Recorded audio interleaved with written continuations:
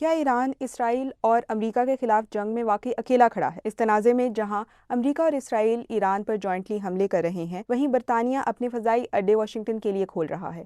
تو سوال یہ اٹھتا ہے کہ ایران کے طاقتور حامی چین اور روس کہاں ہیں؟ بظاہر روس اور چین کے ایران کے ساتھ مضبوط سفارتی، تجارتی اور فوجی تعلقات ہیں، لیکن موجودہ صورتحال میں ان کی حمایت فی الحال زیادہ تر بیانات تک محدود دکھائی دیتی ہے۔ کرملن کے ترجمان ڈمیٹری پیسکوو نے اسے جارحیت کہا اور صدر ولادیمیر پوٹن نے اظہار یکجہتی کیا، لیکن یہ سب بیانات کی حد تک رہا۔ ماسکو نے ایسا کوئی قدم نہیں اٹھایا جس سے وہ براہ راست اس جنگ کا حصہ بن جائے۔ وجہ واضح ہے، روس پہلے ہی یوکرین جنگ میں پھنسا ہوا ہے۔ اگرچہ ایران اور روس کے درمیان دفاعی تعاون موجود ہے، ایرانی ڈرونز یوکرین جنگ میں روسی حکمت عملی کا اہم حصہ رہے اور دونوں ممالک میں اسٹریٹجک شراکت داری کا معاہدہ بھی طے پایا، لیکن یہ مشترکہ دفاعی معاہدہ نہیں۔ تجارت بھی محض 4 سے 5 ارب ڈالر تک محدود ہے۔ حقیقت یہ ہے کہ روس ایران کو اتنا اہم سمجھتا ہے کہ اس کے نظام کو گرنے تو نہیں دینا چاہتا، لیکن بظاہر اس کے لیے براہ راست جنگ مول لینے کے لیے بھی تیار نہیں۔ چین کا معاملہ مختلف ہے۔